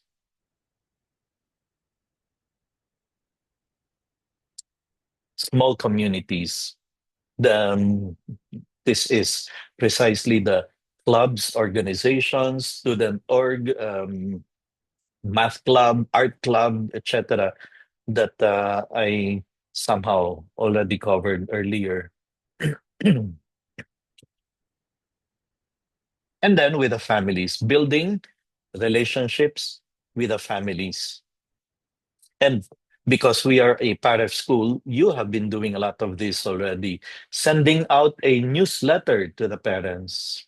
That's engaging them, families as audience. When you send home a memo, a note, a reminder, a letter, that's building a relationship with the families. Families as clients, training for families. Again, the PQFs, EduChild, sending them reading materials for their continuing education as parents, parenting courses. These are all part of building relationships. That's why you see we're at a great advantage in PAREF schools because this is already built in, this is foundational, this is very much part of our system that we see parents as partners, collaborators. I tell you, in other schools, it doesn't work that way. In other schools, parents are seen as people in the other side of the fence. Parents are like seen as kailangang hindi papasukin kasi makikialam sila sa eskwelahan. I mean, I've seen schools like that where parents are seen like even enemies, kalaban. Well, of course, you cannot also blame them. They have cases of helicopter parents, parents who complain at the slightest thing, provocation. But in the case of our schools, PAREF schools, we see them as partners informing their children to grow up to be good men and women, not as people on the other side of the fence, etc. Okay, we're done with letter R. As I said earlier, I'm going to give you this like exercise that you can do on your own. Now, related to relationships, reflect on at least two things that you are already doing on relationships. As I said earlier, because of the PAREF system of homeschool collaboration, mentoring, we have already many of those things in place. But it may be a challenge after having talked about relationships as one of the primed principal designs. What can be two new things that you would like to begin implementing? Think, think about it. And then we're up for, it's 10:54. We're going to go on a break, 5 minutes. And then at 11, we will continue on. Hopefully, we'll be able to cover I and M, internalization and modeling. And then in the afternoon, we will go for the last two. Okay? So, but for now, we give ourselves 5 minutes. I'll pause recording. Okay, we continue. It's now 11 o'clock and we are ready to go to the next one. So we started with prioritization. We have to prioritize character education, character formation. And then we went to relationships. We have to build a relationship if we are to form the character of our students. And that's not just a relationship among the students, it will have to be relationships between the teachers and the students, the teachers and the parents, engaging the parents to collaborate with us. Now we go to internalization or intrinsic motivation. And this is again another area where Um, Many of the things we may have been doing were challenged. Simply because, especially for example, for preschools, the lower grades, um, we've been doing them ever since. And therefore, we continue doing them, as you're going to see later which ones those are. Internalization, described here as to value things properly, not just for their consequences. For example, rewards, punishments, recognition, or prizes.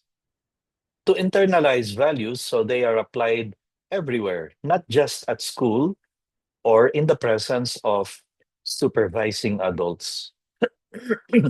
To be able to do the right thing even when no one is watching. Everyone has his own definition of character, character formation.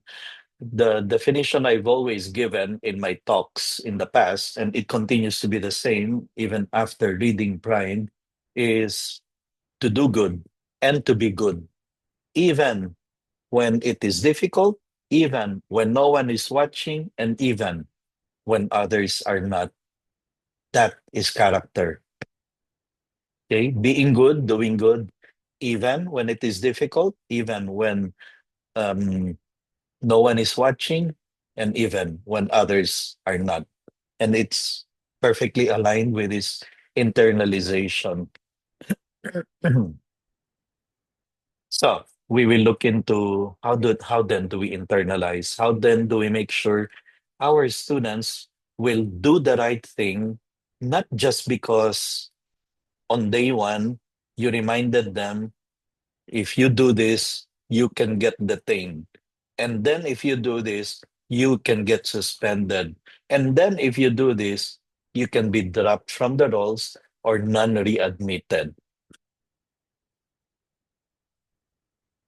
Or how can I get my students to do what I want them to do, um, even when I'm not watching, even when I'm not there, or even if I don't tell them there is a reward if you do this. Class, study hard. If you pass the exam, we will watch a movie, and then they will want to pass because of the movie, not because they think it's the right thing to do. I have to be considerate of my parents. They sacrifice for my tuition. No, not that. They're after the reward. But in real life, sometimes, no matter how good your work is, the reward doesn't come. So, the Marvin Berkowitz tells us,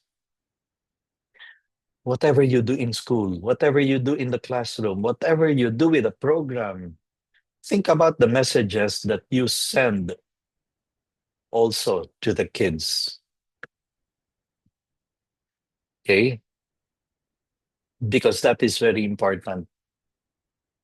Because that is part of formation. If they don't internalize it, if they don't do it because of the good by itself, but because of other reasons, then. So, the student award, we can start asking, why do we give that recognition? Um, and now you will have students who are going to work to try to behave and do what the teachers want them to do because they are after the student award. They're after that medal. They're after that trophy.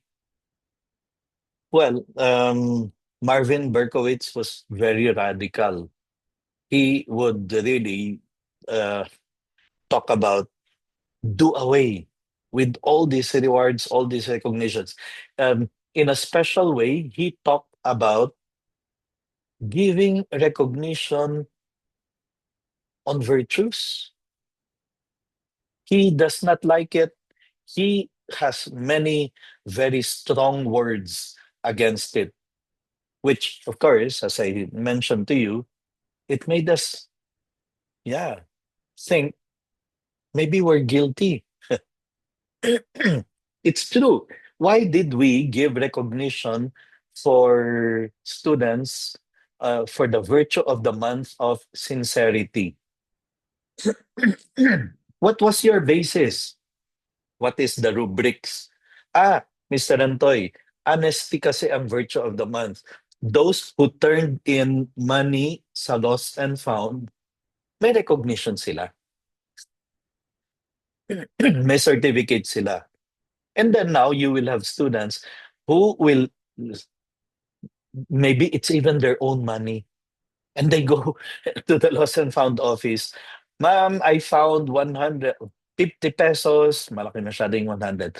Uh, I found 50 pesos at the back of their mind because they are expecting to be given that certificate of honesty. And then the classmates who are watching the recognition, their classmate being called up on stage to be given that certificate, recognition for honesty, and the students are saying, "Oh, honesty? Lagi nga yung nagnanakaw ng pencil, ng and now you have students who are disgruntled, not because they did not receive the award, but because a classmate who is not deserving received the recognition, or the other way around as well. A classmate feeling bad, why was he given recognition? I turned in bigger, a whole man worth 500 pesos. But how come I'm not in the... And there goes the virtue. So, yes, Marvin Bulks frowns on this recognition um, that can be very highly contentious, especially because virtues are difficult to measure. Even if you say, no, sir, we have very clear rubrics. Yes, but we're giving recognition to those that the teachers are able to catch the students doing good. What about those that teachers were not able to catch doing good and were not in their radar? Simply because maybe the student does it in a very, no fanfare way. And yet, the message that is being sent is we recognize people who do good that catch our attention. I mean, that's why it's a valid point to raise. Think about the messages you send with the things you do, with the people that you give recognition to, with the punishments that we give. Similarly, for sanctions, punishments, disciplinary consequences, what about those offenses that were never caught? They went unpunished. Therefore, the new rule becomes it's okay to cheat for as long as you don't get caught. It's okay to do wrong, to do offenses for as long as the teacher does not catch you. I mean, and we have politicians who are like that, who steal from taxpayers' money, who are corrupt, and they get as much as they can for as long as they don't get caught, for as long as there is no paper trail, for as long as hindi sila pumirma ng resibo. Somebody else does it. And that's where we have problems of, corruption, immorality, when people have that wrong principle of it's okay to cheat for as long as you don't get caught. And he entitled it "Punished by Rewards." Think individually about the rewards and recognitions in your school. Consider the advantages and disadvantages of giving them up, and perhaps replacing them with something better. Then share and contrast with your team. That's an assignment. You can work it out, as I said, especially because kinalakihan natin, that's what we've always been doing for generations, that we give um, even material rewards, star, stamp mark, very good, etc. We have always been doing them because when we were kids, they were also doing it to us. And so maybe we have thought that it's the normal thing, it's the natural thing. But um, is the message that is being sent, so you better get caught doing good. You have to call attention of people when you do something right, when you do something good. Michelle Borba was even more radical when she said in one of her talks here in Manila, uh, please, parents, don't give children trophy for breathing. I mean, she exaggerated that we have reached that point where for everything that students do, we tend to give them a reward. We offer them a reward, especially parents. Parents will offer them, if you finish studying, you can play computer games. If you get high grades, we will go to Hong Kong. If you um, do this, we will have that, offering rewards. And the kid starts growing up thinking that there should be a reward for every little good thing that he does. And unfortunately, sometimes I see it creeping into the culture of some adult teachers. Alam mo yung nagbibilangan. Yung, we were asked to come on a Saturday. Dapat free day yon. Therefore, we should be given free half day on Monday or Tuesday or whatever. This is not anymore part of nagbibilangan. Uh, they have not internalized the idea of excellence, professionalism, service. There should always be a reward attached to every little um, beyond the average that they do. I even don't like the idea, because I've seen it in some schools. 4:30 ang dismissal, ano? 4:30. At 4:15, even worse, at 4 o'clock, umaali-aligid na yung ibang teachers around the biometrics. Waiting for 4:30 to appear in the time, because as soon as it's 4:30, they're out of here. Hindi na kami bayad dito sa 4:31 p.m. So I have to be out. I have to be out of this place already.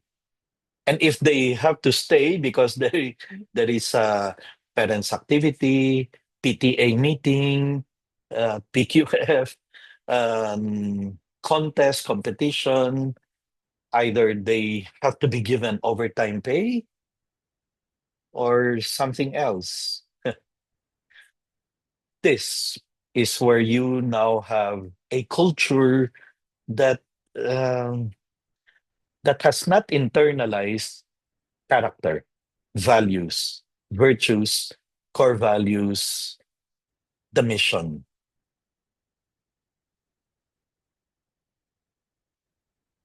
You're familiar with Lawrence Kohlberg's 6 levels of moral development. No, this I always talk about in my talk on classroom management and discipline. Tinanong ni Kohlberg, ni-research niya, why do people do good? Why do people behave well? And he discovered there are 6 levels that they go through to become why they do good. The first level, which is the lowest reason for doing good, is they don't want to get into trouble. I better behave. I better obey. Because sabi ni ma'am, makikita nyo, ide-detain ko kayo, isususpend ko kayo.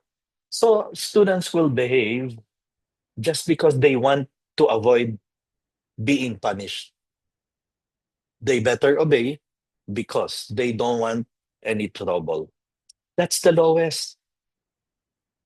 Ibig sabihin, pag walang nakatingin, gagawa ka ng masama. Ibig sabihin, pag walang punishment, gagawin mo yun.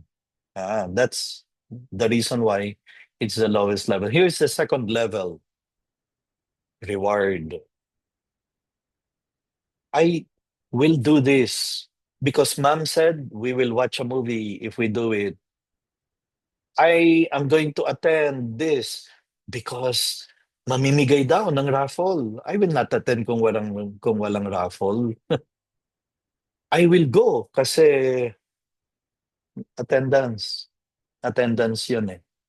So, you have people who are like that.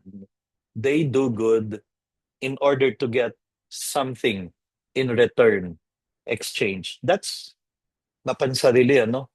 It's good for me because I have a reward. I will get something in exchange. I will get something in return.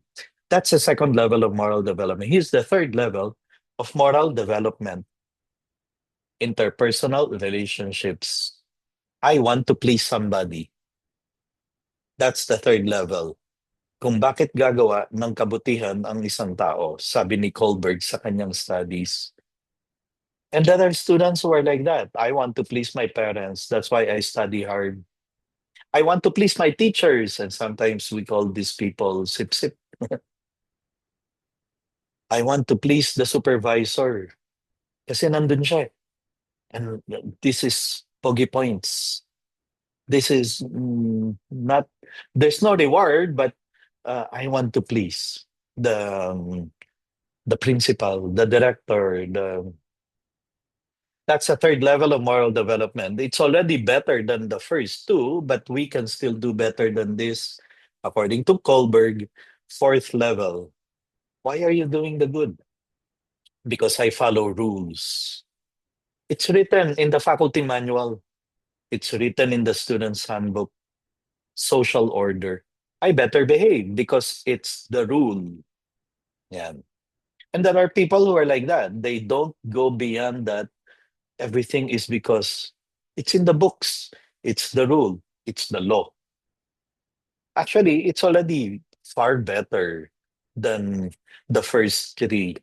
I mean, can you imagine a world where everyone follows rules? That's a fantastic place. It's already a very good atmosphere, culture, except that sometimes you get irritated with some people who stick to the rules, even if common sense tells them, uy, come on. Um, Fasting and abstinence. Tingnan mo nga yun, nagkakasakit ka na. Para ka nang mamamatay. Eat. Eat. Forget about the rules. God wants you to be healthy and happy. I mean, he's not like if you have to follow my rules or else you go to hell. No, no. Um, so there are people who are like that. So, parang they're only governed by rules. When there are two more levels of moral development.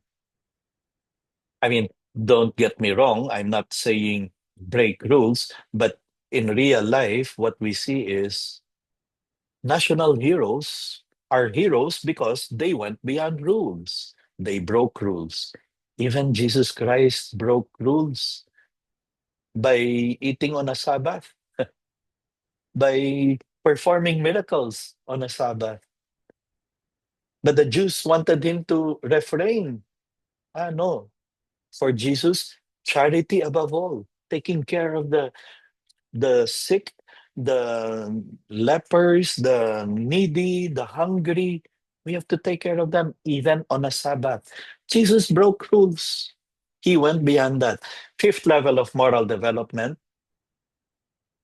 I'm considerate of other people. Moral democracy. Why are you doing the good? Ah, because I have to be considerate of the people around me. Why are you studying? It's not because I want to avoid punishment or reward or get a reward or trying to please somebody. It's not because it's the rule, the commandment. It's because I want to be considerate of my parents who are paying for my tuition. They sacrifice a lot for me to study in a PAREF school. I'm studying hard because I have to be considerate of my parents' sacrifices. I have to listen to the teacher, pay attention because I have to be considerate of my teacher. Pinaghirapan niya tong lesson plan. She prepared for this class. I have to be considerate of the sacrifices of my that's the fifth level. Finally, the sixth level of moral development is what we talked about in letter P, prioritization. I'm guided by my core values. I am guided by my mission vision. I carry the name of my school. I carry the name of PAREF. Why am I going to teach and teach well? Not because there's a punishment, a reward, a rule, but because I carry the name of my school. I live by principles, and my school has core values that I have to model for my students. You see, when a person reaches that stage, yan ang internalization, intrinsic motivation. It's because I understand and appreciate what my school stands for. So, in the teacher training, faculty meeting, workshops, many times we have to keep on going back to what do we stand for as a school? Because that is what should be guiding our principles. The golden rule, categorical imperatives.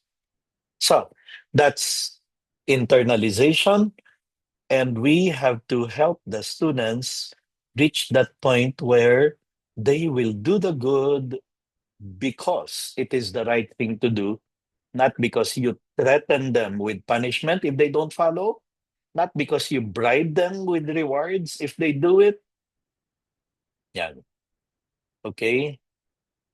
Competitions. What do you want to achieve in a competition? Are you achieving it? Is striving to defeat others or be better than them what we truly seek? Wouldn't it be better to strive for growth and to become more capable of serving others rather than surpassing them? So we go back to review the rewards we offer, the recognitions we offer, the competitions we do.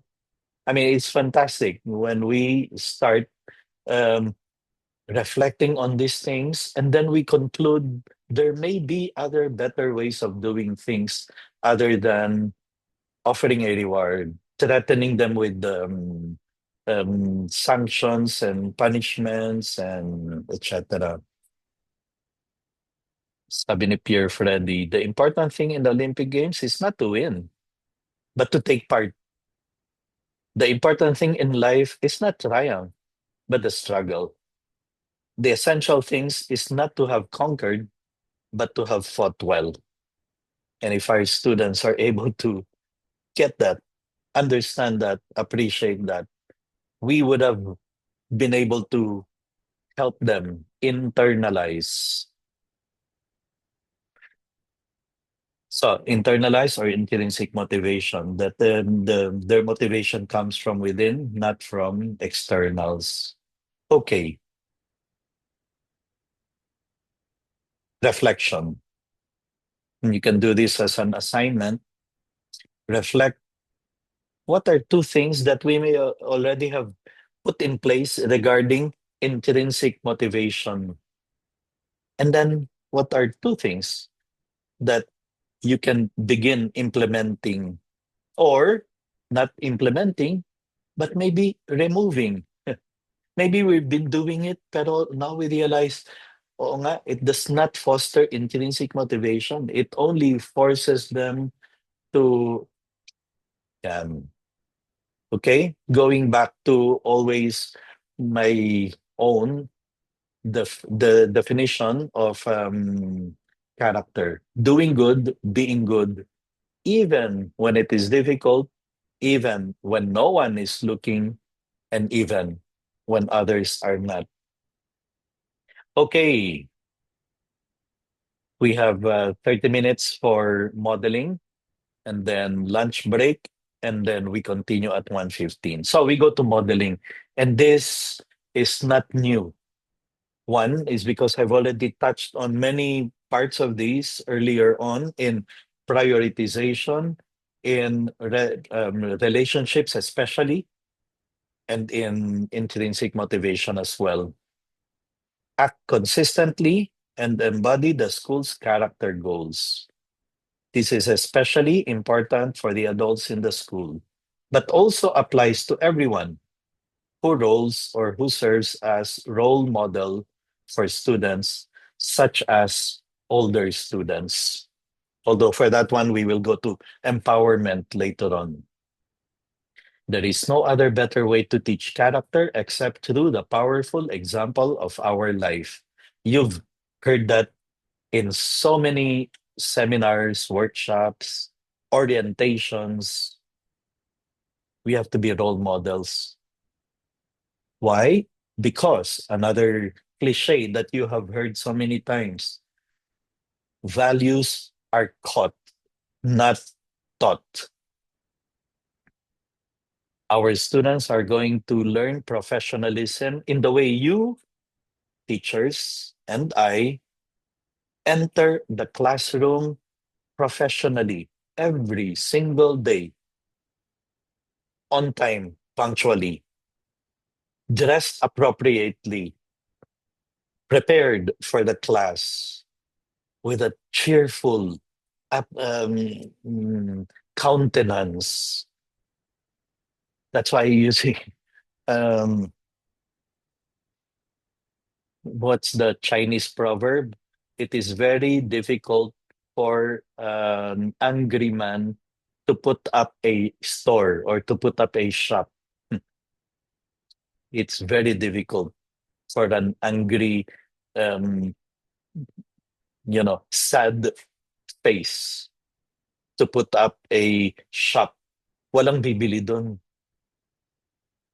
Similarly, principle about teachers is it is very difficult for a teacher who doesn't smile to be effective because then the students are going to be terrified, are afraid, are it's very tragic when you hear of students who do not want to go to school anymore because they're afraid of a teacher.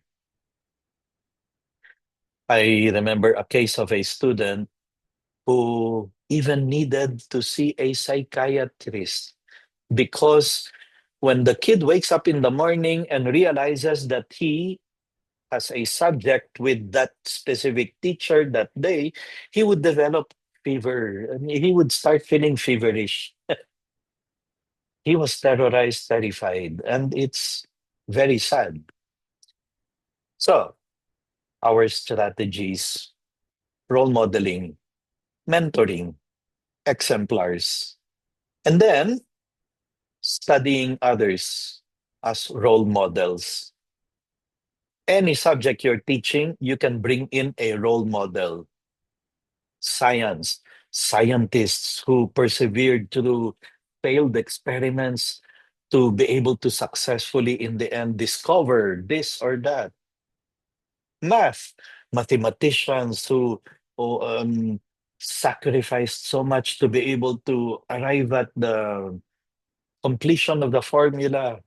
Literature, panitikan, reading, oh, so many characters that embody the virtues that we want of a PAREF person, a PAREF student, a PAREF kid, a PAREF boy or girl. So, in other words, bringing in role models through the subjects that we are handling, that we are teaching. Dr. Dubdub asked us to do this activity. Try to remember who were the best and worst teacher you've ever had. Once you have them in mind, write down at least three characteristics that made them good or bad, respectively. And then you will realize, wow, this teacher is because um, of things I don't want to become someday. This other teacher is very good because that's the kind of person I want to be someday. In other words, it's all about modeling, role modeling. We tend to look up to those teachers whom we consider as role models, exemplars, examples for us. In fact, maybe many of you, some of you, decided to become teachers precisely because of that one or the other teacher who inspired you, who motivated you, who made you think, someday I want to be like that. A teacher, a role model, someone I look up to. We saw this quotation earlier from Emerson: your actions speak so loudly, I cannot hear what you are saying. And that's why we said earlier also, we mentioned earlier that, sorry, there was a text message that appeared and suddenly I'm lost. Okay, anyway, it's very important that what we teach our students through our example, through our action, through our unspoken words are positive. The way we react to situations, everything is teaching. As soon as you put an adult in front of the young people, modeling starts happening for the good or for the bad. And that's how many of us also learned from our parents.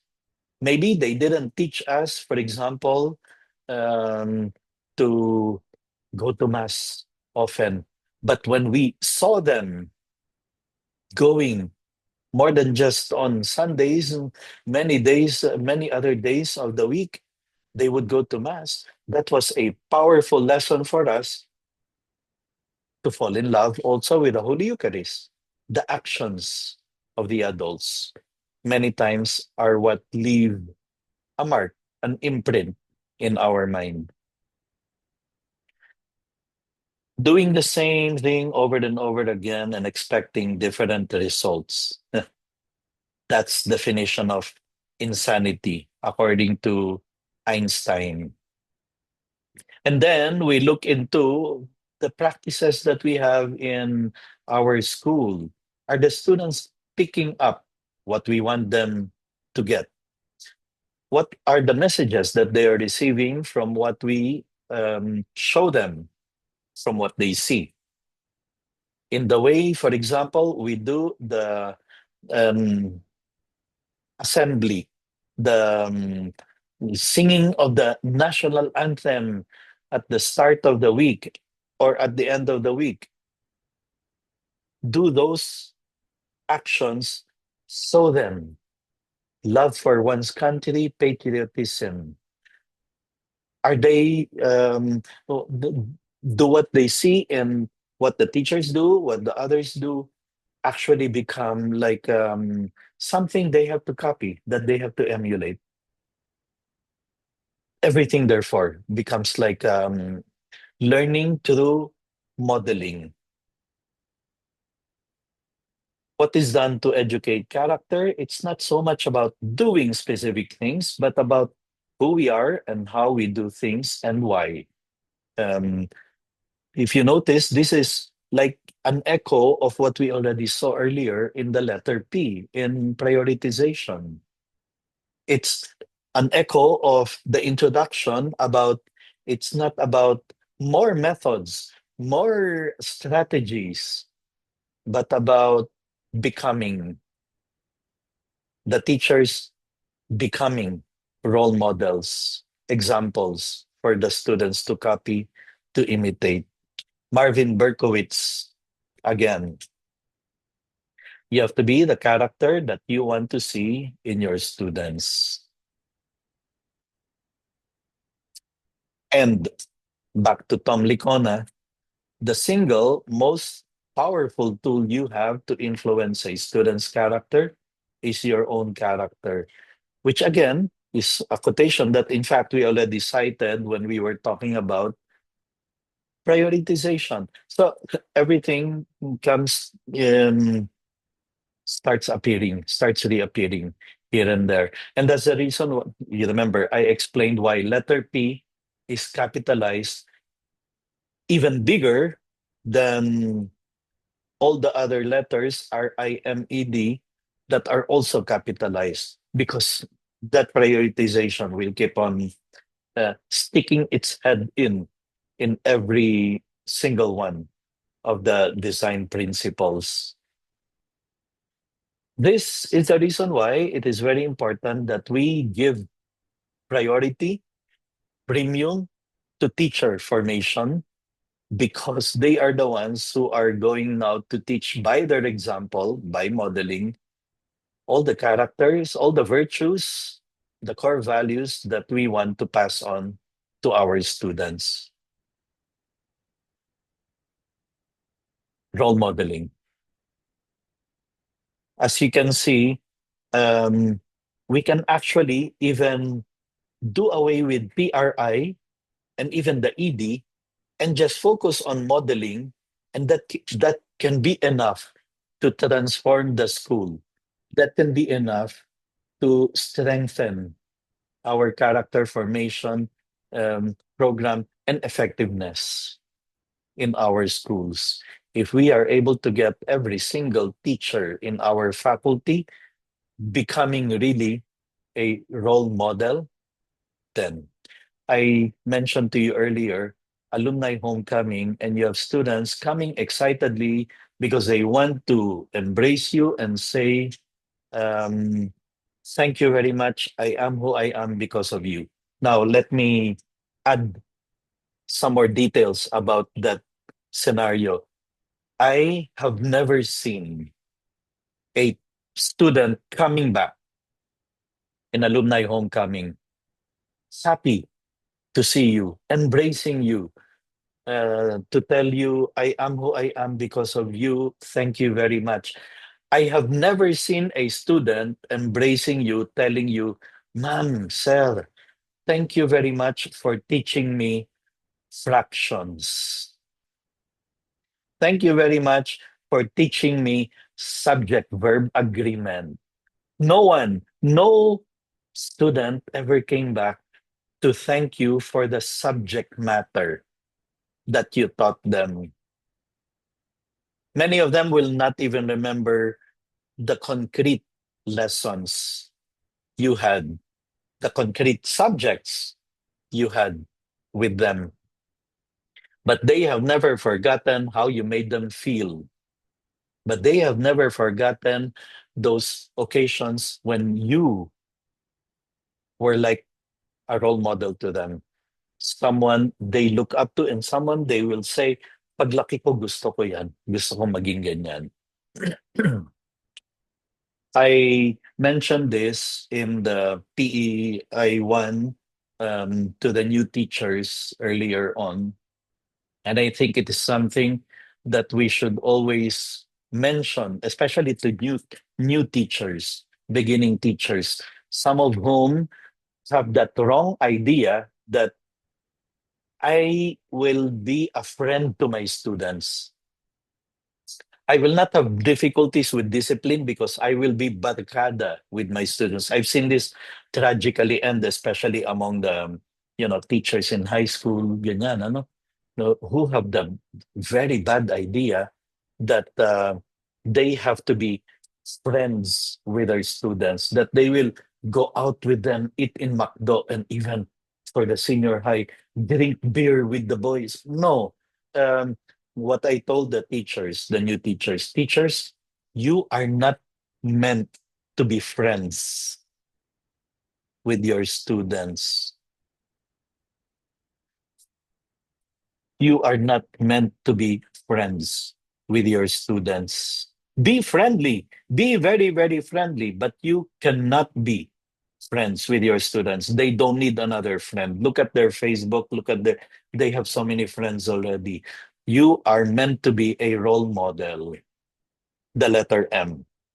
You're meant to be someone they will look up to. Someone they will say, paglaki ko, gusto ko maging katulad ni Sir, katulad ni Ma'am. That's what we are meant to be. Being friendly is a world of difference from being friends. Okay? Because being friends means almost like you're in the same level. We are not. We cannot be in the same level of our students. We have to be role models, someone they will look up to, and someone they will say, when I grow up, I want to be like that. Here's a powerful idea. We touched on also on this already when we were talking about making character formation a priority. It's unavoidable. The mere presence of an adult influences a child's character. That's why, what's the quotation earlier? It's not an option. It's almost like a built-in thing that when a teacher enters the classroom with kids watching the teacher, there's no need to um, signal the beginning. It happens, it starts happening. The mere presence of an adult influences a child's character, even more so in a close relationship like that of a teacher and student. Parang at this point, uy, pinagsama-sama na. Prioritization, relationship, modeling, all in one. That's why it's very powerful. As I said, you can do away with the other letters and just concentrate on letter M in order to improve the school, in order to make things better in a place, and it can work. It can work. There is no off switch.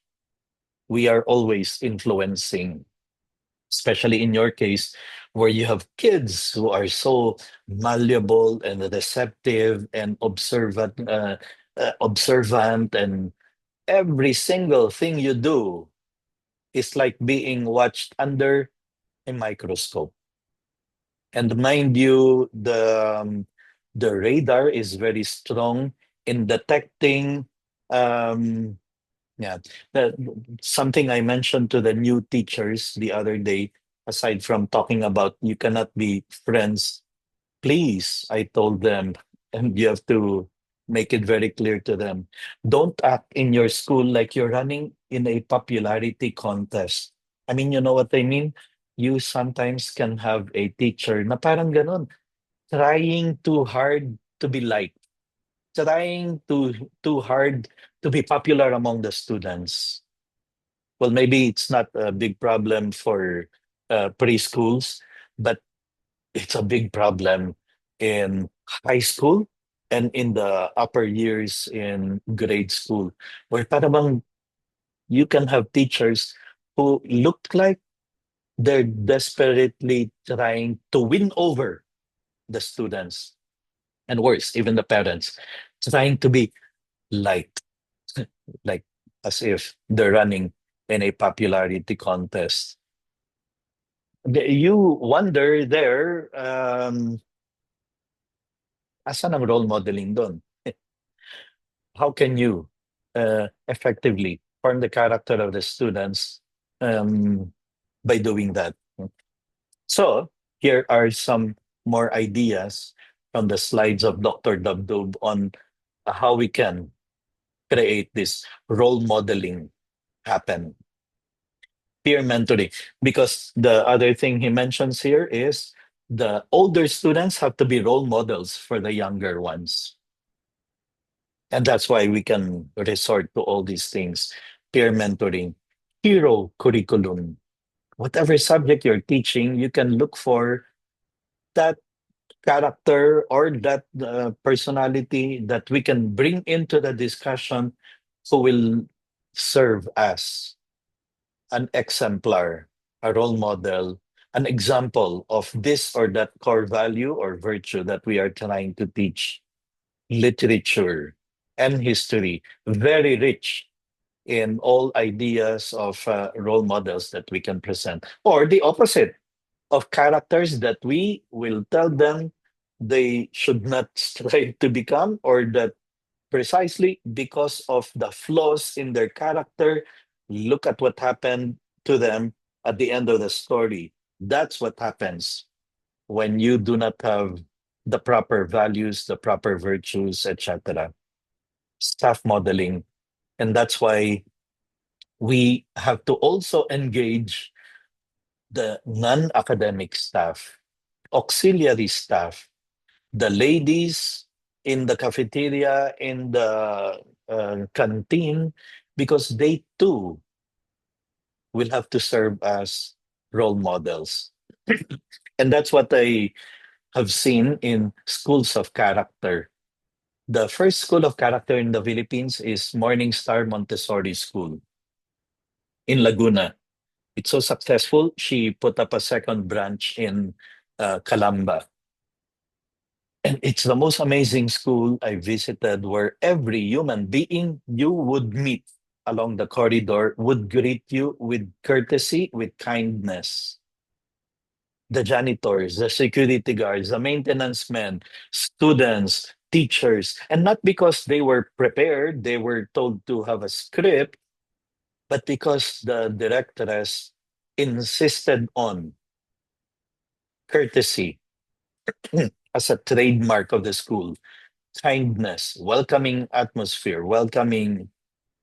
It is an amazing school. That's why they were the very first to be accredited as a school of character in Center for the Fourth and Fifth Arts. And if you have a chance to do an excursion there to Laguna, near Erie.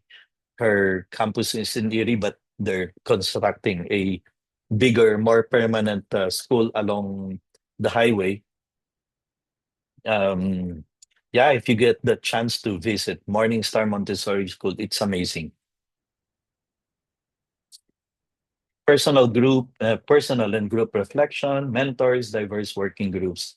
By the way, um, especially because of the digital lifestyle, the technocentric lifestyle of the kids, it is very important that we teach them reflection. It is very important that we give them activities to make them reflect, look inside them, and even to practice silence. The young people today are so subjected to so much noise of Netflix, YouTube, TikTok, Instagram, Twitter, social media, Cartoon Network. They're subjected to so much noise. Not to mention Spotify, music, and video games. To the point that silence to be able to reflect has become like how do you call that? Like a rare opportunity, like a almost like a privilege, and that's why it's something that we should be doing a lot of in school to make them do silent reflection because the world, the environment is preventing them from doing enough of this, enough of quiet reflection. Now, we're ending this part. And then, as I said, we will resume at 1:15 with empowerment and developmental pedagogy. Schools as role models, the schools themselves. And we in PAREF, being united by the same common vision, we even have shared services, we even have um, the same people looking into all the different schools. We are in a better position than all the other schools out there that may be doing their own thing and according to what they think is good, it may be less difficult for them to be able to achieve it. But not with us. We can. We should be able to share among ourselves, for example, best practices. I mean, that was the idea of the building bridges that we organized last February for all the English speaking schools because we don't need to reinvent the wheels. There may be schools there that are um, very much enriched by specific initiatives, getting positive results. We learn from them. We ask for um, how they go about doing things that they have been able to achieve certain results. Good, because we can be learning from each other as the students learn from the teachers. Schools can be learning from each other because they may be actually role models. And if you yourself are experiencing success in because of one initiative or another, feel free to share with the other schools. Feel free to pass on to the other school directresses, principals, so that we help each other, so that we are able to copy the best practices, copy the good things that can possibly help us. Okay, as we did with the first two, think of two things that you may already be doing related to modeling, the fourth, rather, as we have done in the first three, we do for this fourth in modeling. And two things that you would like to begin implementing, having considered the importance of modeling, having seen the importance of making sure that every teacher in our faculty can be a role model for the students as well as for the other teachers. And that's the other aspect that we can be looking into. How can we make the veteran teachers, the senior, not older, but senior because they have spent more years in the school, how can they be of more powerful, effective role models to the younger ones? I always now emphasize when talking to administrators the very important need to do the induction program, the orientation. Every new teacher that comes in to join our faculty, we have to invest all the time and effort in making sure that that teacher understands perfectly well why we are here, what we do, why we do what we do, what PAREF is all about, and then even putting in the idea of Saint Jose Maria is the one responsible for the existence of the whole PAREF system. And therefore, we have to keep on going back to him. What did he want us to be able to do in our schools? What did he have in mind that he encouraged later on? The members of Opus Dei, go, start a school, reach out to people in the early years, especially because that is a foundation. And in doing so, partner with the parents. Get the parents to collaborate with us, work with us, because they are the primary educators of their children. And what is the meaning of that?